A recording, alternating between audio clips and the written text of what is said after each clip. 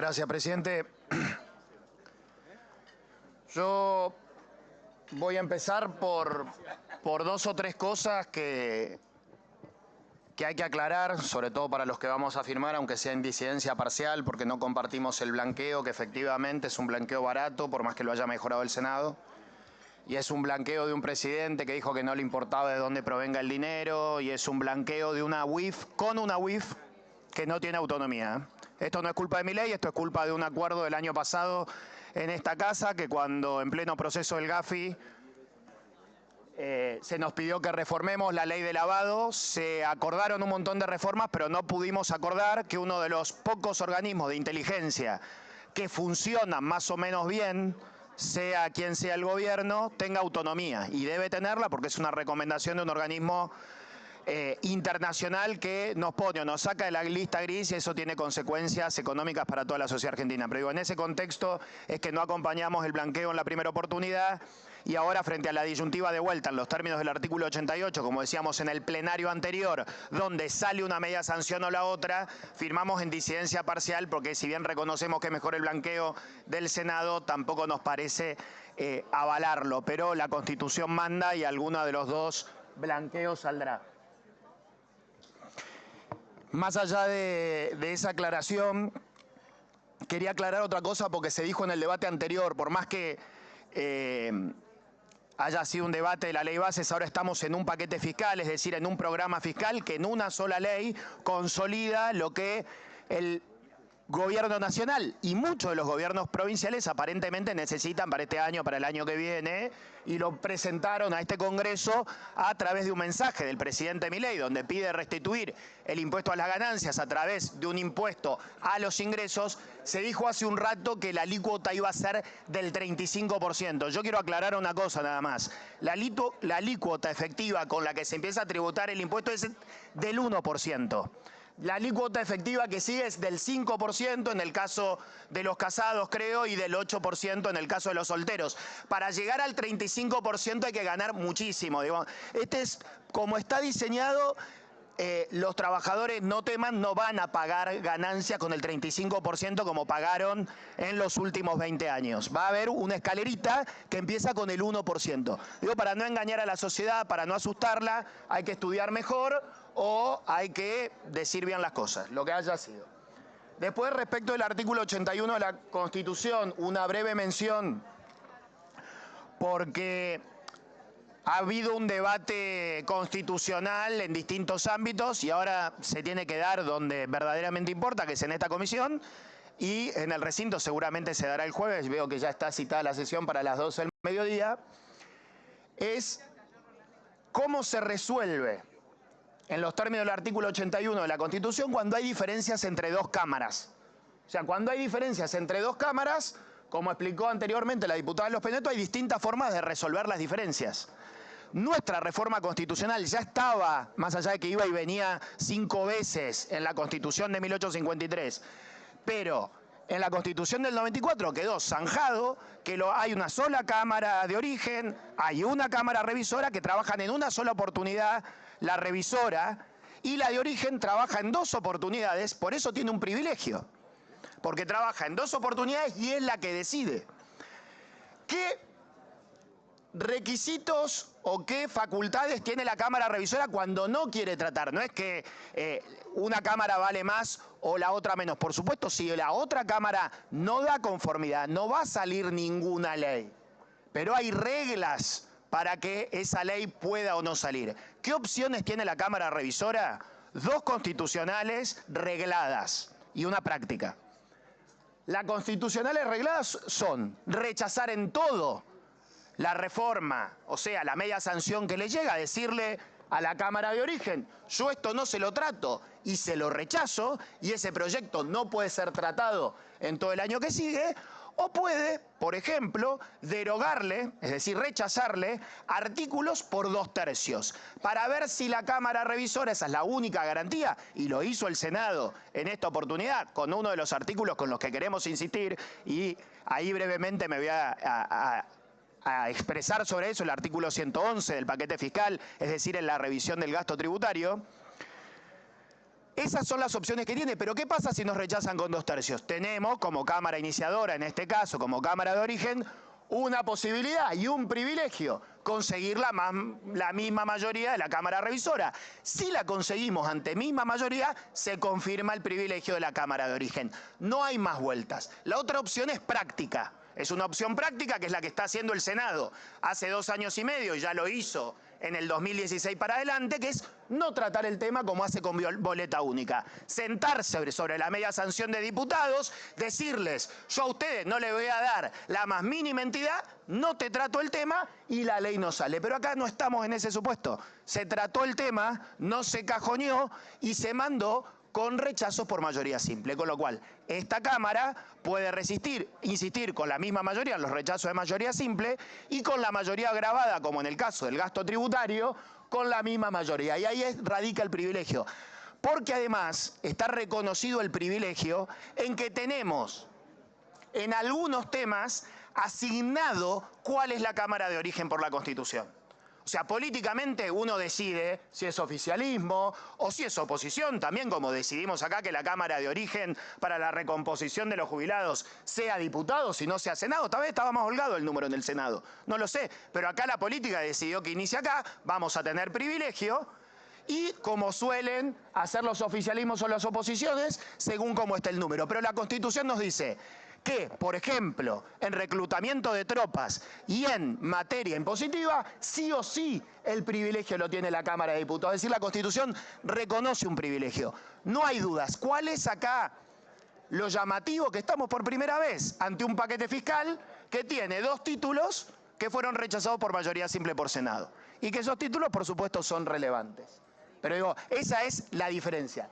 Y si hubiera alguna duda, tenemos que hacer 2 cosas. Una, ir a la interpretación literal del artículo 81. No hay otros supuestos redactados en ese artículo 81. Cuando uno tiene dudas en materia de competencias, va a la literalidad, no amplía la interpretación.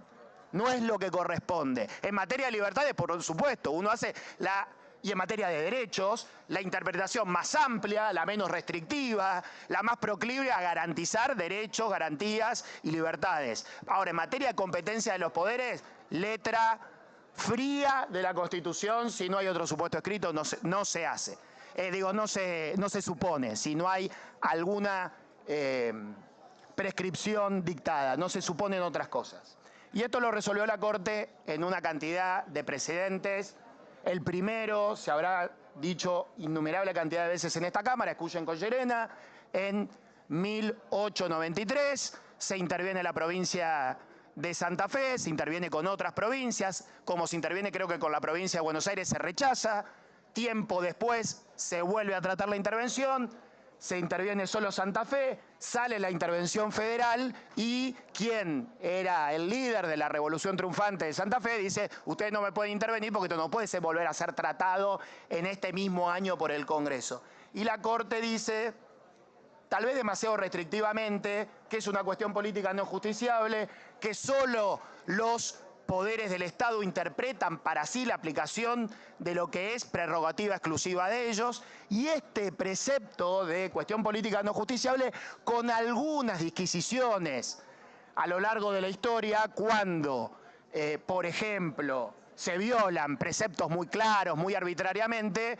no se mete nunca la justicia a intervenir en eso. El último caso, el más resonante, fue el caso Fernández de Kirchner sobre acción declarativa de certeza, cuando la presidenta del Senado en el año 2020 fue a preguntarle a la Corte si podía sesionar virtualmente. Y le dijo varias cosas, pero le han considerando 12 de ese fallo porque explica por qué no se puede meter la Corte. No solo porque no había caso, sino porque cada uno de los poderes públicos interpreta las normas constitucionales que tienen que ver con su funcionamiento privativamente, no se mete la justicia, salvo violaciones muy flagrantes.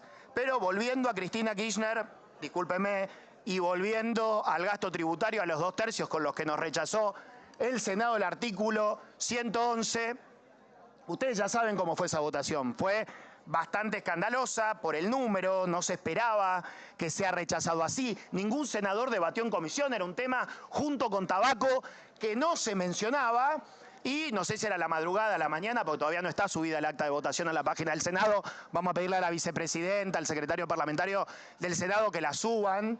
Se vota este artículo 111 que introdujimos con el diputado Mazzot y sale 63 en contra, les recuerdo que son 72 senadores, es decir, el 90% de los senadores vota en contra de pedirle al gobierno que analice una hoja de ruta de gasto tributario, digamos, más declarativo, más abierto. No les estábamos exigiendo nada. Por supuesto, los fueguinos creyeron que era solo contra ellos, pero el gasto tributario es mucho más. Y ahí sí voy a citar a la señora de Kirchner porque 63 votos en contra, solo 6 a favor y una abstención que me llamó mucho la atención porque es de un halcón que evidentemente no tiene garras y no se animó a ir por más, a pesar de que es bastante duro, pero bueno, ya veremos cómo funciona el Consejo de la Magistratura, porque muchos hicimos bastante para que el senador Luis Juez sea consejero de la magistratura y ahí también no se mete con nadie, no analiza las denuncias contra el juez Lijo, halcón de pico, pero ojalá, está bastante con ustedes. Siley con vos se pone de acuerdo. A la única consejera que vi tratar de mover los expedientes, a la consejera Jimena Latorre. Al resto de los consejeros los veo callados con Lijo, porque como dijo Recalde, no podemos analizar las causas contra el Lijo porque está propuesto para ser juez de la Corte. Pero bueno, no me quiero desviar demasiado del debate y quiero volver a ganancias. No, yo estoy en gasto tributario. En ganancia está en otro. Ganancia pidió Milei. Gasto tributario pedimos nosotros. Entonces, revisar el gasto tributario a mí me hizo acordar, porque me sorprendió mucho que voten contra el PRO, la Libertad Avanza, la UCR, Unión por la Patria completo. Yo dije, ¿qué pasó? Unión por la Patria completo no. Creo que hay un par de senadores con los que no están muy contentos ustedes de acá, pero votaron a favor. Yo me acordé de Cristina Fernández de Kirchner en septiembre del año pasado dando una de estas clases magistrales que da, ahora les recuerdo, no quiero meter la pata con los nombres a ver si me equivoco de alguno, pero en estas clases magistrales que da o que daba la expresidenta, bueno, que sigue dando la expresidenta, le dio una con Pedro Rosenblatt que le dice, vení Pedrito, vení sumá. Vení sumá, vení anotá, septiembre del año pasado, hace bastante poco. Y ella suma una serie de gastos, suma una serie de impuestos, o sea, suma a Rosenblatt, pero la señora le dicta, y le dice, sumá 4,75%, que es el gasto tributario, es la separata que había mandado el exministro de Economía. Y nos explica a los argentinos qué es el gasto tributario. Nos dice Cristina Fernández de Kirchner, son los planeros de lujo, porque son las exenciones impositivas de gente que no paga, o ganancias, o que tiene una alícuota quebrada de IVA, promociones fiscales. O sea, ella estima 4,75. Nosotros le pedimos, aunque sea revisen el 2%, le pedimos a Milei, le pedimos a los diputados en esta ley.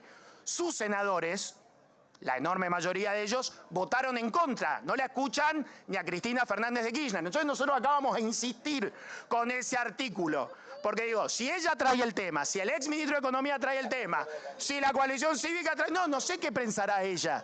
Pero digo, acá lo que lo queremos es revisar. Yo les digo, compañeros, va a depender que haya 2/3. Compañeros, que haya 2/3 para revisar el gasto tributario el jueves, de si ustedes lo votan a favor, porque por ahí los senadores, como era tarde, se equivocaron. Pero puede ser, por ahí se equivocaron, estaban distraídos, como una senadora que primero definió, después empató, pero capaz que ahora, digo, sabiendo, lo llamaron de un diario, efectivamente, diputado Moró, porque hay alícuota diferenciada para diarios y revistas. Hay, exactamente, desde hace mucho tiempo. Por eso, los representantes de Tierra del Fuego, no se enojen, porque uno habla de gasto tributario, pero Tierra del Fuego es 0,33 de 4,75. O sea, hay un montón de intereses ahí. Y tenemos que ser lo suficientemente valientes para mirarlos y ver sobre qué vamos a legislar. Y ahí, presidente de la comisión, diputado Esper, yo le pido, mañana lo vamos a tratar en peticiones, poder y reglamento, que haga la Oficina de Presupuesto del Congreso el informe que hizo en el 2019 el Ministerio de Hacienda. La diputada Fernández Molero estuvo a cargo de ese informe, con lo cual no tengo duda que nos va a acompañar, y después lo hizo la Oficina de Presupuesto de esta casa el año pasado. Hagamos ese informe y votemos el artículo 111 para con una hoja de ruta empezar a discutir, que nadie tenga miedo. Es revisar, mirar y discutir. Así que nada más, presidente. Muchas gracias.